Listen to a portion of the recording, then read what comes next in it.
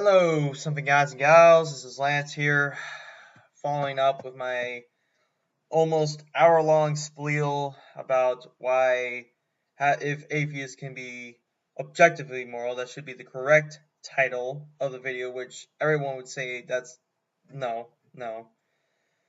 So, let's talk about social justice warriors.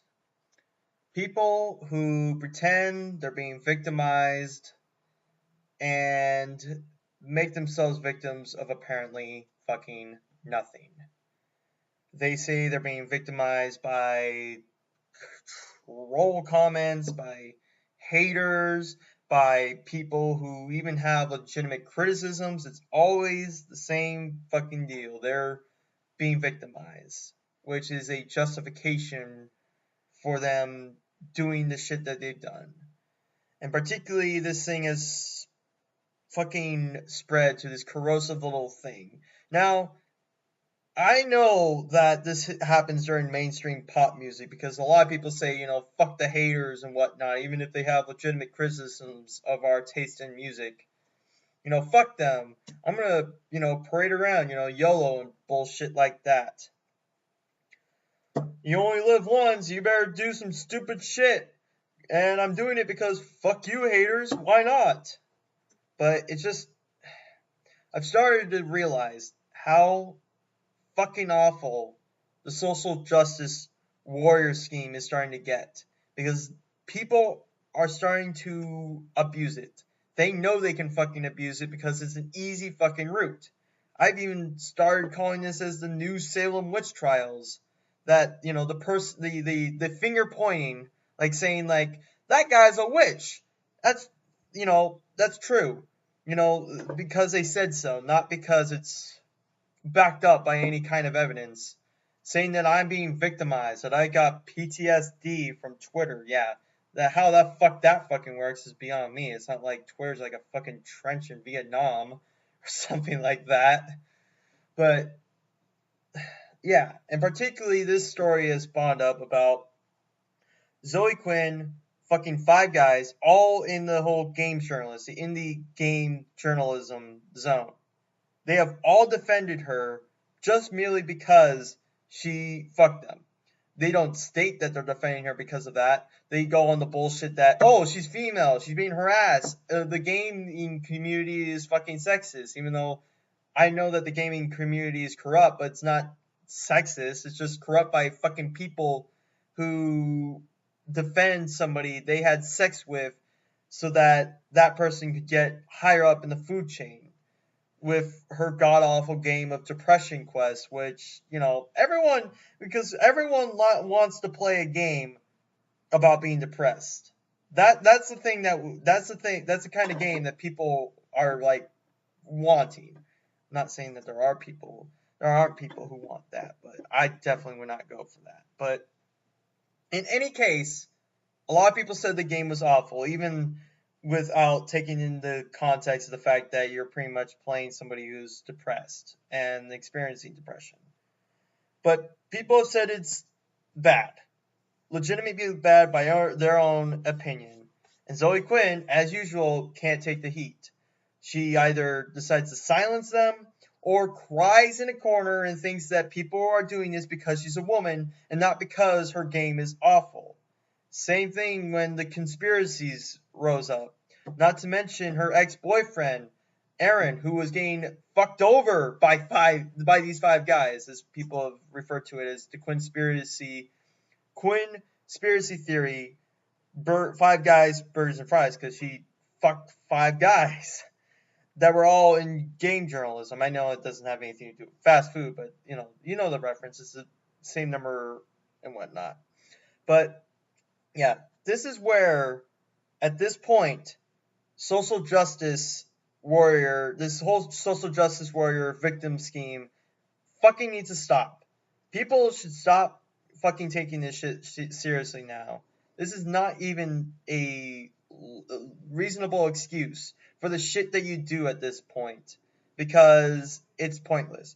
You do not go decide to say that we need to promote the equality of everyone while demeaning your own fucking demeaning the things that you believe in at the same time, and then crying in a river, cry a river, go in a corner that you put yourself into, and pretend that there's monsters who are harassing you when there's not monsters that are harassing you. People got on me about the opinions that I shared, and I told them, yeah, I'm going to hold on to my opinion, but I'm not going to silence you for it. I'm going to tell you why I believe in my opinion, and you'll tell me why you believe in your opinion. We're going to disagree, of course, but, at least the discourse is open. She tries to silence it. She tries to silence Aaron, distance herself away so that he doesn't go public, even though he already did. And honestly, if you're going to silence someone, that becomes more open. If you try to silence people, you're only showing how much of a fucking hypocritical fuck you are. And that's why I fucking hate social justice whiners. They're essentially social justice whiners at this point. They're not warriors. They don't fight for rights or equality. They pretend they're good people by pretending they're the victims. Like fucking Rebecca Watson, who thinks that she was harassed by a guy who asked her for a fucking cup of coffee once, and she said no, and he did not pursue her any further. He did not like get on her case about it. He moved on with his life like he would if somebody told him no. Because Rebecca Watson, that guy, there's plenty of more efficiency. You don't get to pretend like you're special, and he had to ask you in a certain way as to not get your fucking feminist button turned on, and your social justice whining set the high. I mean, that's no fucking reason for that. And yeah, clearly, this is a problem. This is becoming a problem because more and more people are using this. More and more people are using this to silence others and confuse and derail the original problem, particularly of games journalism. How corrupt it is, how people can straight up lie to you about game reviews and about certain games because they have an affair with somebody tied into that experience. And they try to silence and pretend that's not happening, but the more they do that, the more they're showing that they actually did it. Because they're fucking insecure. Zoe Quinn was insecure that the fucking boss that she fucked, that his wife, yeah, he was fucking married too, no less, that his wife is going to go public about it. Because you know what would happen if she went public about it? That would demean her career. That would fuck her over, and she doesn't want that. She doesn't want it. So, yeah. That's all I have to say, because my throat is very, very sore right now.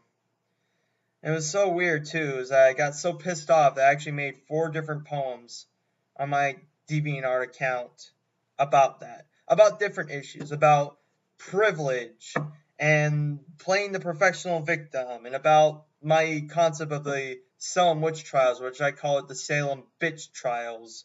The Salem bitch trials, because it's just a bunch of bitches, and I'm not referring to just women. I'm just referring to people who use social justice, SJW, as justification.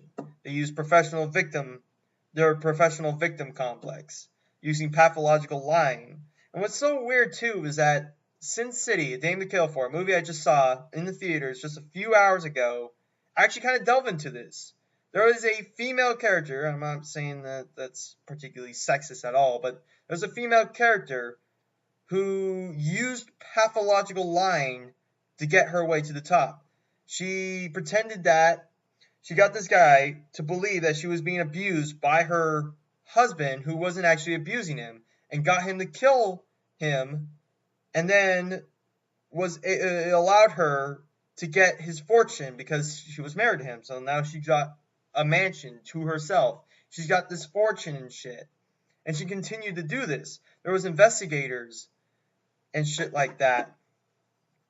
There was investigators fawning over that, and there was a guy who got obsessed with her because she was using her pathological lying to make him feel sorry for her. And that's weird that a movie that's supposedly not filled with substance could actually delve into that whole pathological lying so well that that's what it pretty much comes down to. Onision used this kind of pathological lying, and look how well that turned out for him. He's pretty much a nobody now at this point, and I know he fucking hates that. He hates that he's not looked upon by others, that he doesn't get to play the professional victim anymore, that everyone sees him for the fuck that he is. And I just hope that the people who are watching this, or the people who go about their days, don't try to do this. Unless they legitimately feel victimized by someone or harassed by someone. Because someone's only going to believe the lie for so long until the truth comes out. And I would prefer that we wouldn't have to cover ourselves with blinds and have to cut through all the blinders to get to the truth, and rather just have the truth and the facts straight up at this point. It's getting ridiculous now to try to believe that this professional victim thing should be okay in our generation.